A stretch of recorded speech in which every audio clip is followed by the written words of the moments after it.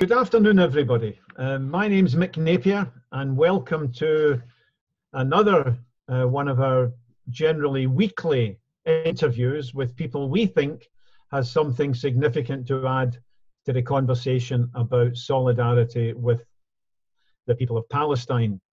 This is at the unusual time of 4 o'clock on a Thursday afternoon because of a technical hitch when we had previously had Lenni Brenner lined up to speak. But here we are, and it's a great pleasure for me to introduce Lenni Brenner. Lenni, welcome. Hi. Lenni is going to be speaking to us from the US of A, from Connecticut. He tells me near New Haven. But Lenni, your book, you've written many books. You've written the one people can see behind me, Zionism in the Age of the Dictators, and I'd like to focus on that today. But you've written many other important volumes. I've got two of them on my shelves. One is 51 documents, which dealt with the disbelief of some people when you told your story. The other one I have on the shelf is Jews in America, which helped me to understand the sociological changes and the resulting political affiliations. But anyway, Lenni Brenner is, what can I say? He's 10 years older than me. He's 82. He was an atheist age 10. He claims 9, but we'll say 10. He was very the USA, which of course was a titanic event in the history of the West this century. And he was arrested several times in the Bay Area of San Francisco. On one occasion, and Lenni, I didn't even know this. I've spoken to you many times over the years, but I didn't even know this until recently. He was jailed for over 3 years, bussed by the authorities for his involvement in the free speech movement. But technically, it was because he was out on bail for having used marijuana. I don't suppose your defense, Lenni, was that you didn't inhale, was it? You know, they locked me up because of my involvement in the free speech movement. And, you know, they were going to keep me as long as they could. So that's all that time. Today, it sounds strange today in America because state after state is legalizing marijuana. Yeah, and even here. But the free speech movement, for those of you who don't know, Lenni was at the heart of that as well, and personally well familiar with Mario Savio. It was a response to repression on campus where meetings on Vietnam, if Lenni will correct me if I'm wrong, were banned, but the defiance helped to raise the level of the anti-Vietnam War movement to whole new heights. Lenni, I'll just finish by saying he was a high-profile activist against the Vietnam War. He organized the Committee for Narcotic Reform. In '68, what a year, he co-founded the National Association for Irish Justice, so he was involved in the whole question of the civil rights movement and the struggle against British domination of the northeast of Ireland. And then he and Stokely Carmichael co-founded the Committee Against Zionism and Racism, and that will endear Lenni to the people who'll be watching this particular interview, most of whom are specifically burning up on the issue of what's happening to the Palestinian people. And Lenni, in 2003, spoke at the inaugural meeting of Jews Against Zionism in the UK. Lenni, that book, Zionism in the Age of the Dictators, it had an enormous influence on myself personally.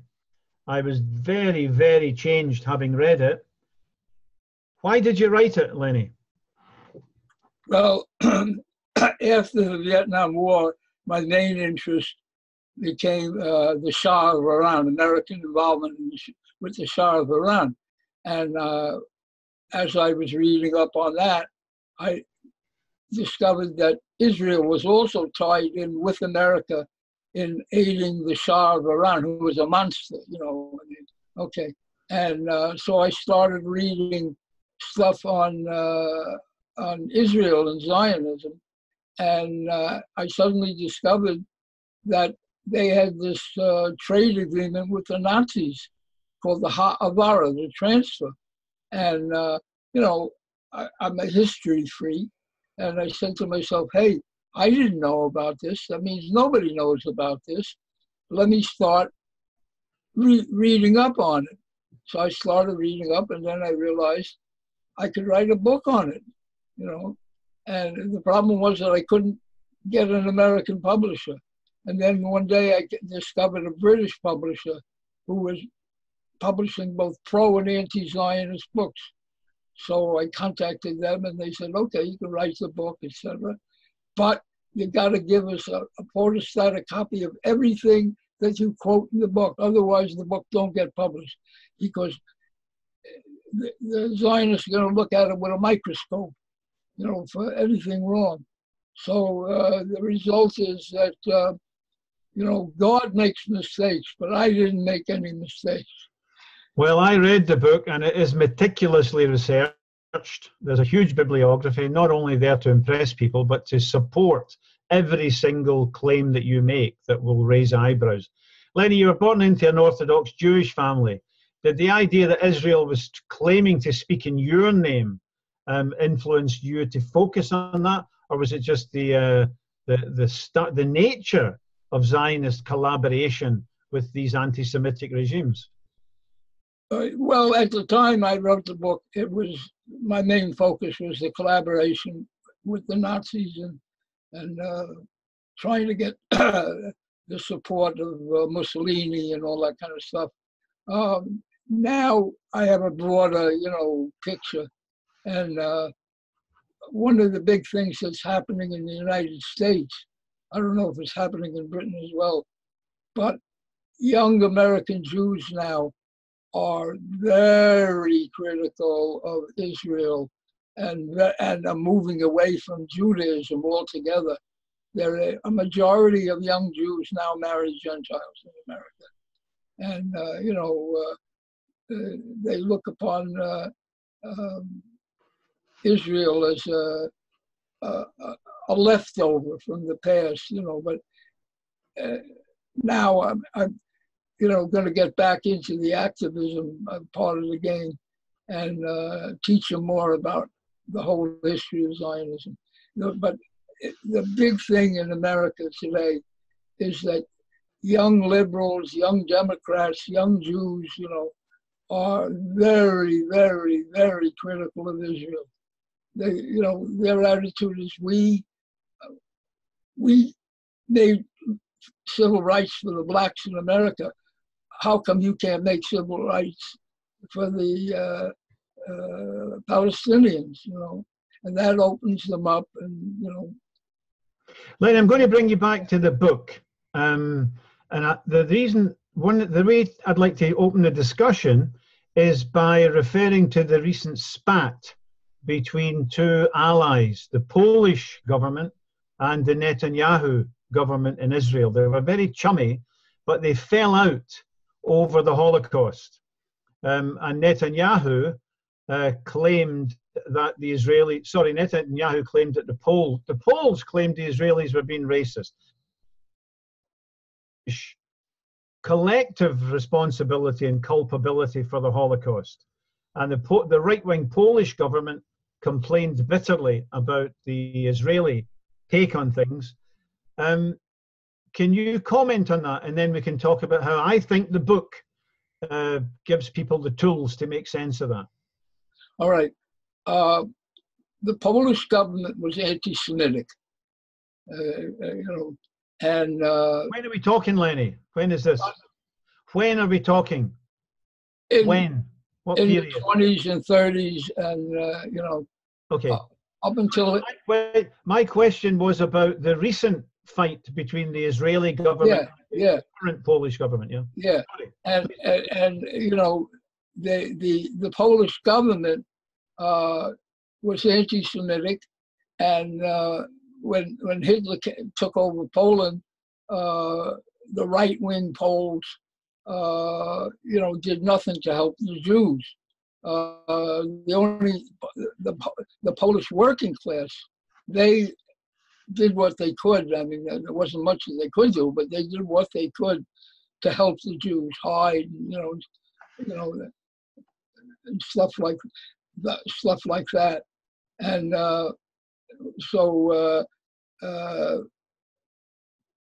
Netanyahu and most Jews, they'll talk about the Poles and say, hey, the Polish government was anti-Semitic, etc. And the Polish government says, hey, you're accusing us of collaborating with the Nazis. That's not true. But the reality is that most of the right-wing Poles, the Polish middle class and capitalist class, definitely was anti-Semitic. Definitely, no maybes about it. Now, can I? The whole book, I think, is brilliant. You go country by country and look at the how different forces align for and against the anti-Semitic parties. But in Poland, you use some of the work of Emanuel Ringelblum.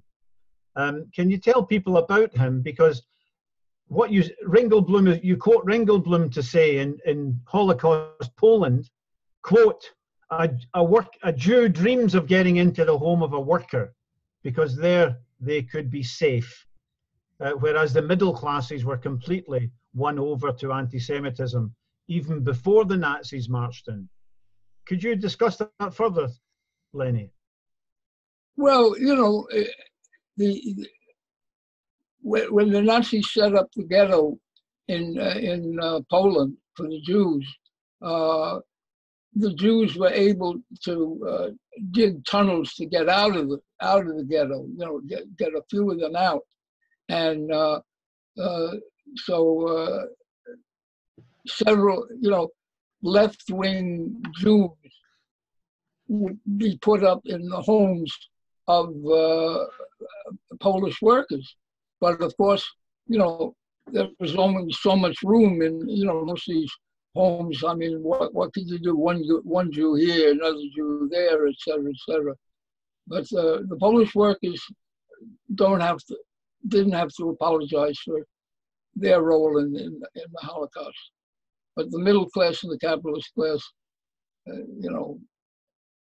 hey, Hitler's doing us a good job, helping us out. How general, Lenni, can you tell viewers, how general was that alignment across Europe? You talk about Austria, Germany, Poland, and so on. That resisted anti-Semitism, and many middle-class parties compromised with it. How general was that across Europe? Well, it varies from place to place because, see, one thing that people don't realize, like the working class in most of these countries were either social democrats or communists, Stalinists. Okay. Now, what people forget is that when Hitler invaded Poland, he had an alliance with Stalin and the Hitler-Stalin Pact. When he invaded Poland from the west, Stalin invaded Poland from the east. That's why Poland fell apart in a month. And the Jewish, the Polish Stalinists didn't do much to help the Jews until Hitler invaded the Soviet Union. Okay, Lenni, before we go in detail, when you write and when you share your ideas, the first response of the pro-Israel crowd is to sneer and jeer and demean. The first question is, and you and I may know the answer is obvious, but was there collaboration between the Zionist leaderships in some countries and the worst anti-Semites? And in that case, what do you mean by collaboration? Can you talk about that, Lenni? Well, in Hungary, when the Nazis came into Hungary, Eichmann literally met with Riso Kastner, who was a leading labor Zionist, and said, now you work for us. And Kastner said, well, you know, that's what we did in Germany under Hitler, so I'll do it. And, you know, he kept quiet about what the Nazis were going to do, and, you know, helped the Zionists, you know, the Nazis as much as he could. Now, after the war, some Hungarian Jews finally who escaped got out and accused them of collaborating, and Israel had to hold a trial for him, and you know, everybody realized that he was a collaborator. Now, as I say, well, the bare facts of what you're talking about are not contested. Kastner, as you say, went on trial, was later assassinated by another Zionist for his crimes. But what's the basis of the Zionists trying to bury your book? Because the book's dynamite. How do they respond? Well, when the book was first published in 1983, it got terrific reviews, like the London Times. Edward Mortimer wrote a wonderful review, and Mortimer later became the communications director of the United Nations. So, you know, a book is important when an important political figure in an important newspaper says it's an important book, you know, but you know, they started yelling, he's telling all the old BS about how the Zionists were helping the Nazis, and the Nazis were helping the Zionists and all that kind of stuff. Well, you know, like I say, everything in the book that I quoted, I sent a photostatic copy to my publisher. And when I met Mortimer and was, you know, and he told me he was going to review the book, I said, hey, look, you know, you go and look, if you see something in my book, go and check it out where I got the quote from and see that it's true. And that made a big impression on him. And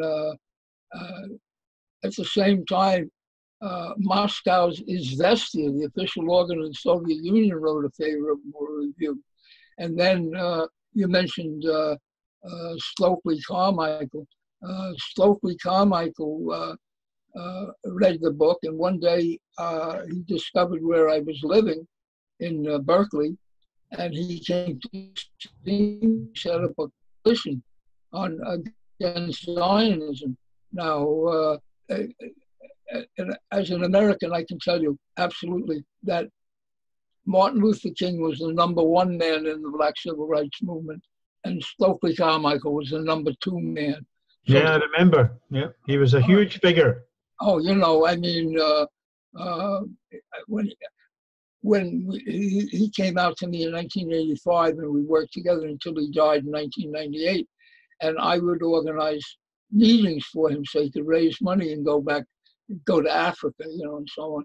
And, you know, this was years after the Civil Rights Movement, but he was so well known that hundreds of people would still come to hear him speak, you know. So, sure. It was, you know, the idea that figure in a coalition with me built the prestige of the book. Yeah. Lenny, you alluded specifically to Hungary and the fact that towards the end of the war, it was collaboration between Kastner and Eichmann that enabled much of the Holocaust to take place. In Hungary, yeah. In Hungary, in return for which 1,000 or so wealthy notables were allowed to proceed to Palestine via Switzerland. Now that became the basis for Jim Allen's socialist playwright's book Perdition, play Perdition. Now that is seen as probably the Zionists would like for you to burn in hellfire. It's the worst example of ideology. You came under huge attack. How did you respond, you and Ken Loach? Well, you know, like I kept emphasizing, hey, go find something factually wrong with the book. Don't talk about how terrible the book is unless you can show that it's terrible. And, you know, it worked very well for me, not for them. I mean, you know, in Britain, look, in Britain, I couldn't do better. Read Ken Livingston, you know, the mayor of London, he spoke with me about my book, you know, I mean, in public. And what's her name? The actress. Vanessa Redgrave. Vanessa Redgrave bought the movie rights for the book for $10,000. Now, I have to laugh. I mean, you know, it was obvious that, you know, she wanted to reward me for the book. So, you know, she says she was going to write. But, you know, I mean, and like I say, Edward Mortimer, the London Times, let him write a wonderful review. I mean, I quote it to this day, you know, in which he emphasized how factual it was, you know, and so on. So in Britain, I did very well. But Lenny, today, the people who are being expelled from the Labour Party and castigated as anti-Semites, as Jew haters, we're usually not told what they've said. They're merely accused, and then it's endlessly repeated that people now think they're anti-Semites. Your book was attacked not on the specifics, but generally as a smear by libeling you an Israel hater and so on. But there were debates that took place, and you and Ken Loach and our own Marion Wolfson was involved in that, I think. What was the main line of attack from the pro-Israel crowd, from the Zionists? Well, like I say, you know, he's telling all this old fairy tales about the Zionists and the Nazis, you know. And it was easy for me to deal with it, you know. I said, hey, you know, show me something in the book that's factually wrong, you know, otherwise shut up, you know. And of course they didn't shut up, but, you know, look, I'll tell you what simply happened is, you see, what you got with Zionists then and now are fanatics, okay? So they're all, in their own minds, they're always right and you're always wrong, you know, okay. But the reality is that between 1983 and now, the reality is that more and more people are critical of Zionism. And, you know, the word's getting out. So, you know, the last Zionist in the world, as he gets into the elevator to go to hell, he'll go right on saying, hey, Lenni Brenner's book is a bunch of lies. But, you know, the public is, you know, they're listening to us, especially in America. Lenny, the worst anti-Semite in Britain for a long time, so-called, was Ken Livingston. And Ken read your book, and he was caught in an off-guarded moment, and he said something about Hitler was a Zionist. But he says he didn't say that. He's accused of saying Hitler was a Zionist. He says Hitler supported Zionism. Now, Hitler supported Zionism. We can develop the argument, is that true or not? The answer to that is yes and no. Okay, in other words, Hitler in Mein Kampf made it very clear that, you know, well, all right, let me put it this way. In the 1920s, when Hitler first started, he said Jews should go to Palestine. You know, get the hell out of Germany, go to Palestine. And then when he came to power, the Zionists came to him and said, hey, you want the Jews out of Germany, we want them in Palestine. Why don't you take German Jewish money and give it to us? We'll buy German goods and sell them in the Middle East, and German Jewish businessmen will come to Palestine. So Hitler, hey, whatever I'm going to do to them, eventually, right now, this is in my interest to get them out of Germany.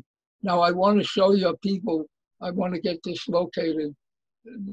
I'm waving something here. I don't know if I can. Now you're missing the camera, but what you're showing, hold it right up to the camera, Lenny. That's it. All right, there you go. There you go. All right. Now that medal with a swastika and a Star of David on it is on the cover of one version of the book. You can easily find an image on the internet. Lenny, can you talk about that medal and the story behind it? All right. Basically, let me put the medal down. But at any rate, as I say, once they started the trade agreement with the Zionists, called Ha'avara, the transfer, and once they started it, the Nazis were able to say, hey, everybody says we're terrible to the Jews. We're helping them. We're sending them to Palestine, When was this? When was the Havara agreement signed, Lenny? What year was it? 1933, from 1933 up until the war. So soon after Hitler became Chancellor. Right. And tell people at that time, there was a developing mass boycott movement against Nazi Germany. And how did that relate to Havara? All right. Well, when Hitler came to power, the German capitalists, their attitude was, hey, look, okay, you hate the Jews, so we understand that, but, we don't want a boycott of German goods in America. And, the more you're hostile to the Jews, the more the boycott, we won't make any money. So... and was this boycott a real threat? Did it have muscle? Did it have substance behind it? The danger of a boycott? Well, what you had was the Jews were big in the business world in America. You had the left wing, the communists, the socialists, liberals, etc.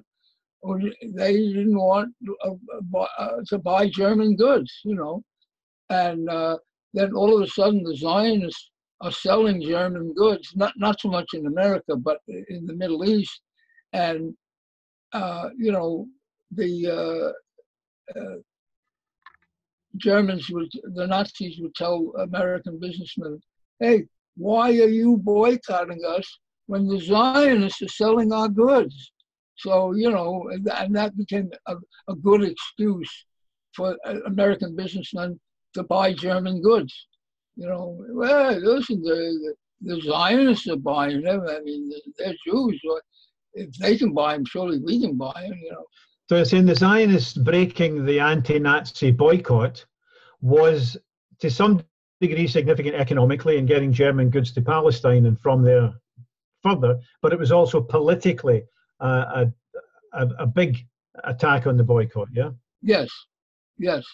And, now it would have taken more than a boycott of German goods to overthrow Hitler. I mean, understand that, but that was the bottom line of fighting Hitler, was not buying German goods, and the fact, when they, like, as I say, the medal that's on the book cover, the Nazis sent a guy named von Mildenstein to Palestine as the guest of the Zionists, and he came back and wrote. Von Mildenstein, Lenny, sorry to interrupt you. Von Mildenstein was head of the Jewish department for the Nazis, or for something like that, yeah, And then he goes to Palestine, yeah. Yeah, and they sent him to Palestine, and he was there for a few months, and then he came back. What year was that, Lenny? Sorry, last interruption. What year was that? Well, that's really, basically it was published in 1934. Remember, I mean, Hitler didn't come to power, January 1st, 1933, it was a little later, so, and,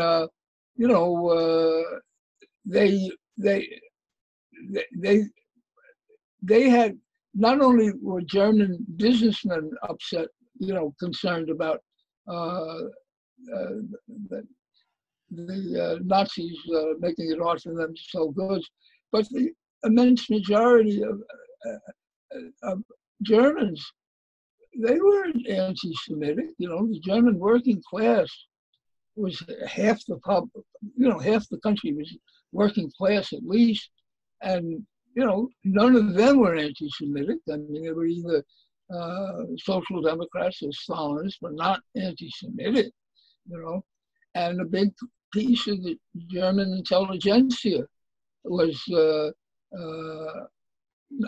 opposed to anti-Semitism.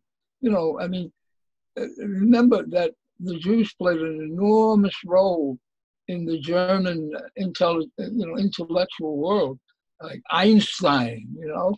And, for example, yeah. Yeah, you know. Yeah. So, you know, the Germans were very proud of that wonderful German, Einstein, you know.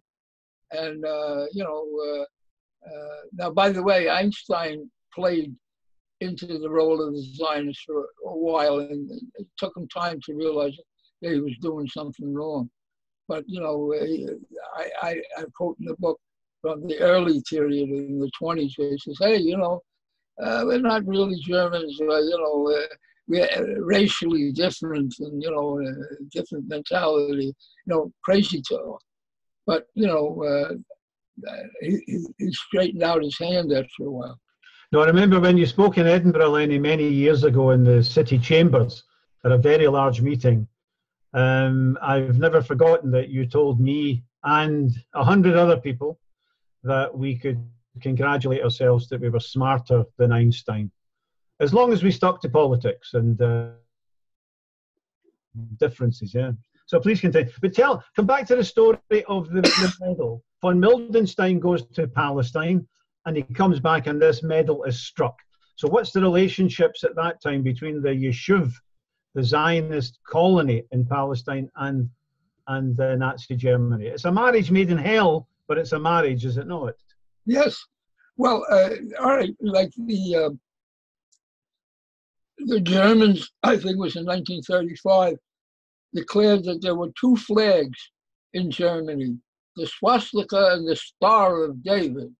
And Zionism was encouraged, Jews were encouraged to, young Jews were encouraged to go to the Zionist school so that they could learn some skills that would be useful in Palestine. And, you know, I mean, the Nazis used the Zionists, and the Zionists thought, hey, this is wonderful. Now, let me put it this way. It was so bad that when I say the Zionists were collaborating with the Nazis, that was the labor Zionists. That's David Ben-Gurion and the labor Zionists. They were the ones who did that. The revisionist Zionists, who are now the Likud party in Israel, they opposed working with the Nazis, and they assassinated the labor Zionist Chaim al-Sarraf, who was making the arrangements with the Nazis. But now, you would think that they would use that to defend themselves against my accusations, you know, about the Zionists collaborating with the Nazis. But the problem with that, from their point of view, was that the Zionist revisionists, led by Vladimir Jabotinsky, they wanted to get rid of Britain as the mandatory in Palestine and replace Britain with Benito Mussolini and the fascists. And they reached the point where half, I would say, and I would make an estimate, because there's no official number on this, I would say half of the Zionist revisionists openly called themselves fascists. Not Jabotinsky, but half of his rank and file. And one of the leading Zionists had a regular column in their magazine called my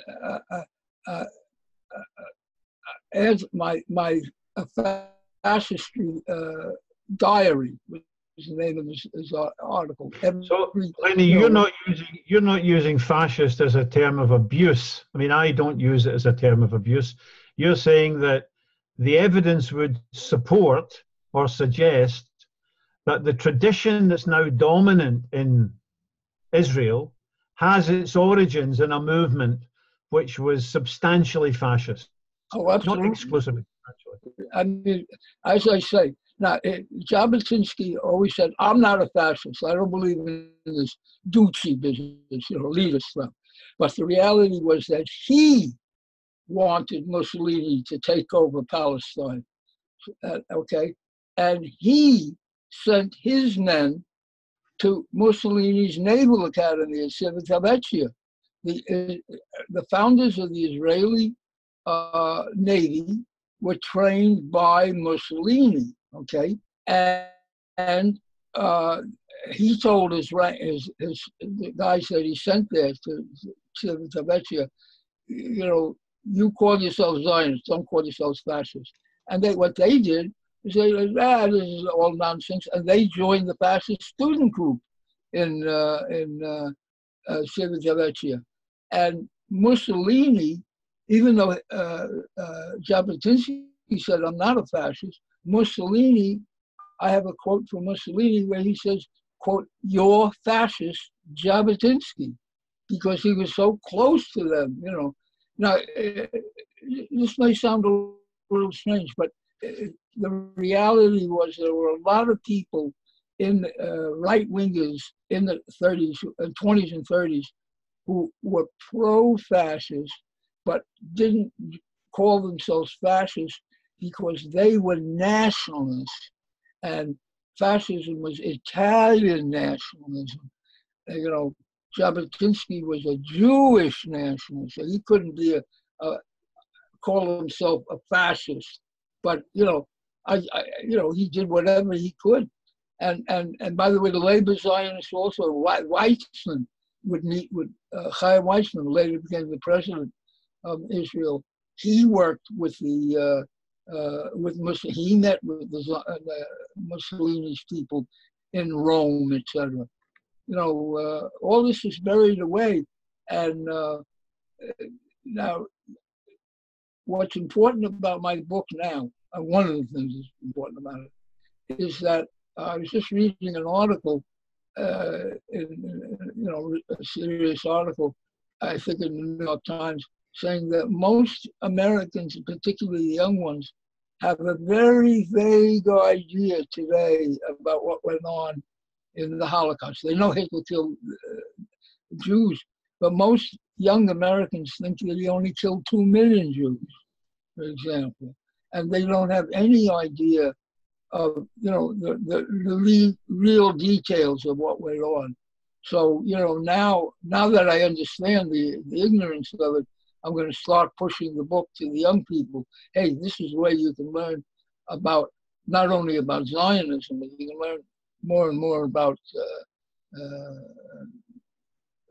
Nazism. Now, one other thing, just along these lines, this will sound crazy, but I didn't make it up. This is all real. Today, the Minister of Education in Israel is a guy named Peretz.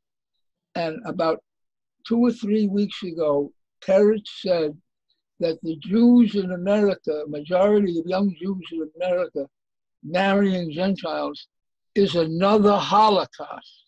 No, for sure.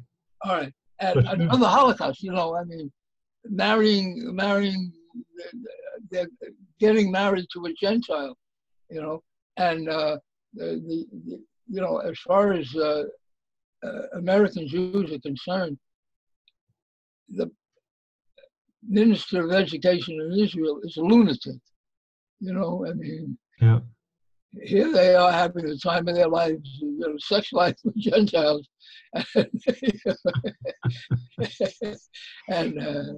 So falling in love and having romantic and sexual relations, getting married with people you're attracted to. This is another Holocaust. Another Holocaust. Right? And this is not a drunk in a pub. This is the Minister of Education in Israel. Yeah. Now, I think they're getting to the point, which is that American Jews today, particularly the young ones, their attitude is, look, what's all this nonsense? Here's something that people don't realize, most people don't realize. Israel, the official religion of Israel is Orthodox Judaism, all right? But only maybe 10% of American Jews are Orthodox. The rest of them are conservative and Reform Jews. They, as far as Israel is concerned, they can come to Israel and become soldiers and die in the wars. That's good. But their rabbis, if they come to Israel, can't perform a legal marriage. In other words, a Reformed Jewish rabbi who, has hundreds of thousands of followers in the United States cannot perform a legal marriage in Israel. So, what's slowly happening is that Reformed Jews, particularly young ones, are saying, this is craziness. We don't want to have nothing to do with Israel. And there's lots of intra-Zionist conversations where they discuss that crisis, that young people are not behaving as they should. Lenni, what's the basis of the affinity between Zionists, most Zioniist leaders today, and anti-Semites? What's the basis of this collaboration over the decades, and of course still going pretty strong today with Ukraine and Bolsonaro and so on? What's the basis? Why does people not knowing the history think that Zionists and anti-Semites should be fighting each other? Well, they think that they should be fighting each other because the Zionists say we hate the anti-Semitism is why we need a Jewish state. But the reality is that, see, what happened is that the origins of Zionism in 19th century Germany, the young German Jews would go to college, universities in Germany, and they saw that the German students, they were all nationalists, and so their attitude is, well, we're Jews, so we should be nationalists. We should be Jewish nationalists. But the Germans have their Blut und der Boden, blood and soil, Blut und Boden. That's German. And so the Zionists said, hey, we learned from that. We have our Blut, our Jewish blood, and we should have our Jewish Boden. And that was the big push for Palestine. That we lived there 2,000 years ago. It really belongs to us, and we won't really be happy until we get back there. Now. So that's the philosophical affinity. That's the origins in Middle European Romantic nationalism. Yeah, blood and soil. But there must be an affinity. There must be an identity. No, interest. That's good enough. In other words, you're a German Jew going to college, and here you are surrounded by Christian German nationalists. You're a German atheist, but nationalist. And so you say, hey, that's I should do the same thing. Only I'm Jewish, so therefore I should have my own country someplace else, in Palestine. Yeah. Sorry, Lenni. It doesn't make any sense to us, but it made sense to them. Well, one of the best examples of that must be Arthur Ruppin, who not only theorized that the ancient Hebrews were Aryans, but they had been corrupted by could only be cleaned out of them by Zionism. It's absolutely extraordinary, the depth of that kind of white supremacist racism that imbues early Zionism, is it not? Well, you have to realize that in the 1920s and 30s, the capitalist class and the middle class in almost every country in the world was nationalist and racist. You know, in other words, the British were running the biggest, a worldwide empire, full of colored people, our inferiors. And, this became the identity of of a big piece of the middle class in Britain, in Germany, and wherever. And the Jewish middle class went along with it. In other words, nobody made Einstein get up and say all the nonsense that he did about the Jewish race, but hey, I'm a German fella, so I talk German, the Germans are talking racism. I'm a German, so I talk racism, Jewish racism. It makes no sense to us today. We're wiser because we're alive and they're dead. Yeah. It helps to be alive to be wiser.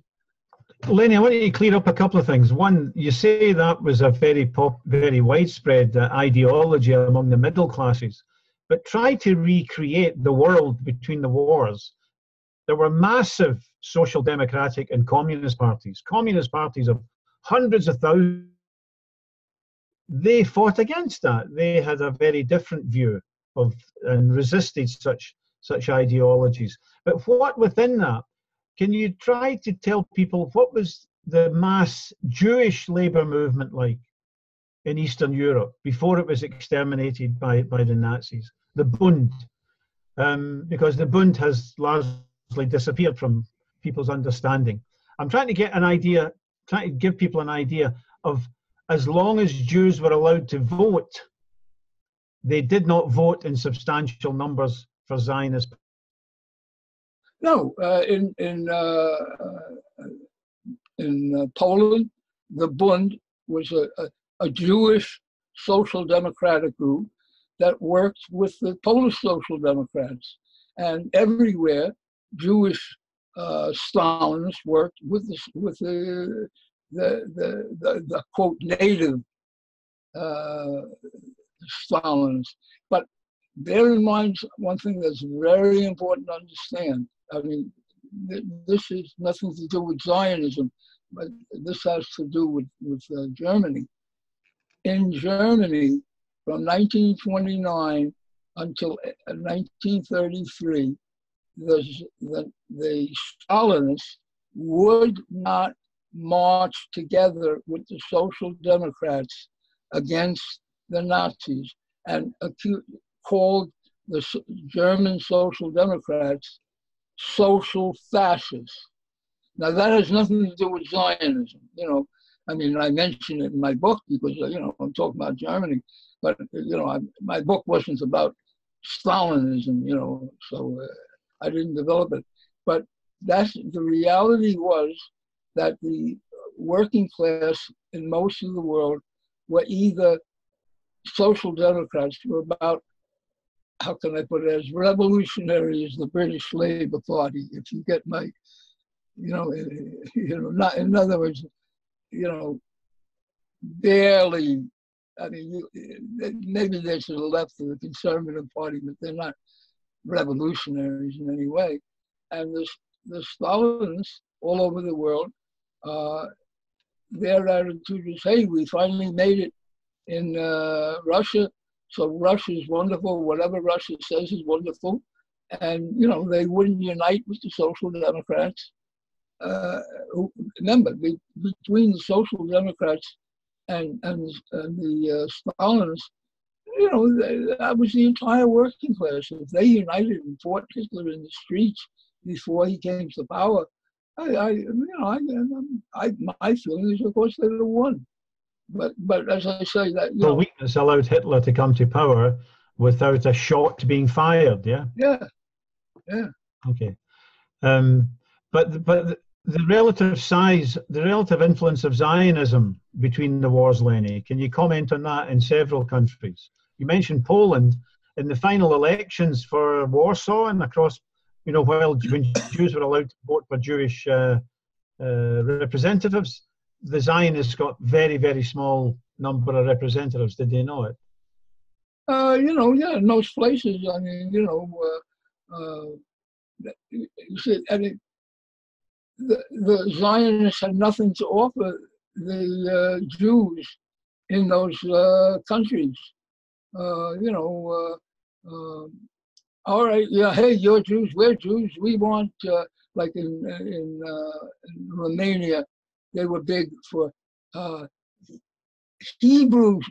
The Jews should go to school with Hebrew as their language rather than Romanian, and but what did it have to do with the real lives of the Jewish workers? Let me put it this way: Zionism was basically a small movement in the world until after World War II. In America, it was minuscule. I mean, the most of the Jewish workers, like in New York, where I live, they were a big part of the labor movement in America. The Jewish workers, and the capitalists would always yell about the Jewish communists. Yeah, they're running the unions. All Jewish communists, and so on and so forth. And look, we have to teach people the history of Zionism, and we also have to teach people the history of the working class and all the others, etc. And that's to this minute. Now, what's beginning to happen in America is that young Americans, and particularly young Jews, but young Americans, are becoming more and more. They call themselves socialists. Now they're still, I mean, they're young and vague, etc. But I don't know how much of this is carried in the British newspapers. But for the last few weeks, there's been a big fight between the left wing of the Democratic Party, which is run by four young women called the Squad, okay? And one's a Palestinian, another is a Somali, another is an African American, and another is a Puerto Rican. And they're waging a war against the capitalists in the Democratic Party. Now, bear in mind, let me throw something out I can document this for sure. Okay. 75% of American Jews are Democrats. They vote for the Democratic Party. Okay.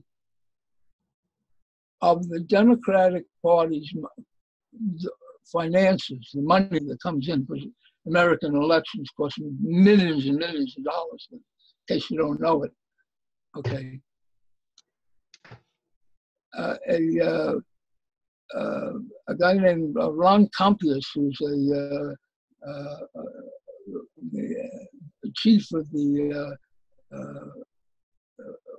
Jewish Telegraphic Agency, news agency in Washington, his estimate is that at least 1/3 of the Democratic Party's finances, campaign donations, come from Jews. Now, not all of that is Zionists. Like George Soros is a big donor to the Democratic Party. And Soros, who grew up in Hungary and knows all the stories about Kasma, and Kasma used Soros as a kid in Hungary. Soros gives money to the Democratic Party. But as far as the Democratic Party is concerned, their attitude is, look, if we say we're nice to the Zionists, all the Jews will continue to give us money. If we say we're not nice to the Zionists, Zionism is BS, that the Zionist Jews will give their money to the Republicans.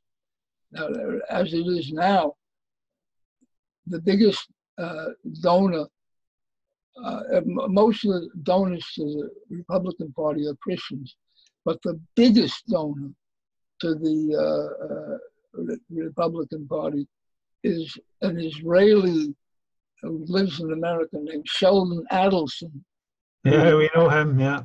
All right. He gives $100 million to the Republican Party in every election.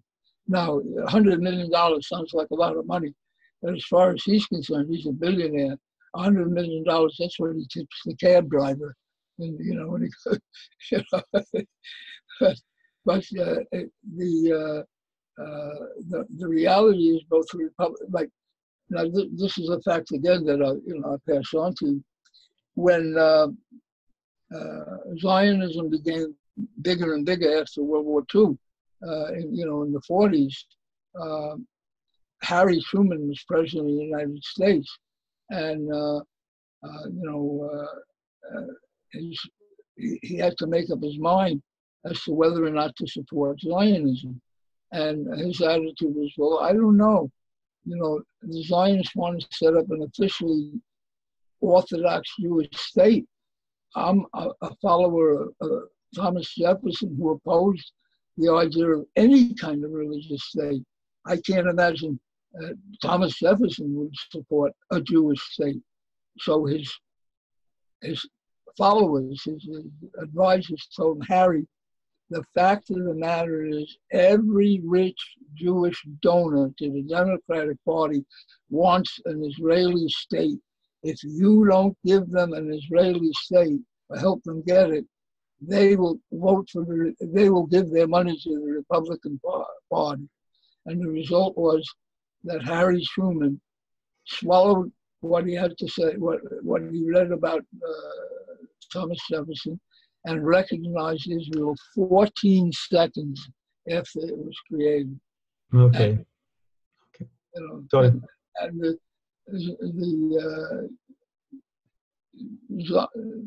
Jewish the rich Jewish Democrats gave their money to Truman, and Truman won the election. And and that's what started. I'm going to wind up now. I want to ask you to make some concluding remarks. We're under attack in the USA and here. In the USA, there are strong voices. The 4 black women of color that you're talking about, defy the attacks on them, and they're putting forward a motion in the Congress about the right to BDS. We don't have those voices in Britain at elite politic level. There's none of those voices visible and audible in the Labour Party. I think your book equips people with the arguments about the innate racism of the Zionist project and should be part and parcel of the fight back. Would you like to make some concluding remarks, Lenny, before I thank you and wind up? All right. Well, number one, it will help help young Jews in Britain get a better education about Zionism if they read the book. But I'll do better than that. Let's stay together, and I'll start writing articles about how young American Jews are breaking with Zionism, so that young British Jews can say, "Hey, if they can do it, I can do it." Lenni Brenner, thank you very much for joining us from Connecticut. And what can I say? I personally feel a huge debt, having read this book, Zionism in the Age of the Dictators, in '87. I think it equips one to stand up to Zionists and see them off. But Lenny, I want to thank you again, and we will keep in touch, and it's an honour and a pleasure. Comrade, thanks for joining us today. Lenni Brenner. Stay in touch again and again. It's my saying. Bye, Lenni. Bye. Big thanks to Stan Heller for making the link up possible. I'll thank him. He's listening. He'll get the word. Thanks, Lenni. Bye-bye. Bye-bye. Well, folks, that was Lenni Brenner joining us from the USA. And a real pleasure that was for me. Very important thing personally. Next week, so I do apologise. On Sunday, because today was an extra treat. On Sunday, we're back to our normal schedule, and we have Ran Greenstein joining us from South Africa. He's a professor of sociology at Witwatersrand University in South Africa, and he's written this book here, Zionism and its Discontents. He focuses very much on left-wing opposition to Zionism and how during the ethnic cleansing of the people of Palestine. So join us on Sunday if you wish for 4 o'clock, Ran Greenstein. And then the week later, we're knee-deep in Greensteins. It just so happens by coincidence, Tony Greenstein will be joining us, expelled from the Labour Party. He's just contributed to the book Anti-Semitism Wars. And let me see the book. He's just contributed to this work, The Anti-Semitism Wars by Karl Sabach. Highly recommend that as well. So that's 2 weeks, 2 Sundays, 2 Greensteins, both of them with something significant to say about the struggle in Palestine for freedom. Thanks very much for joining us. Look at the comments section for afterthoughts from you, from me, and anyone else who would like to share the thoughts. And thanks once again, and goodbye.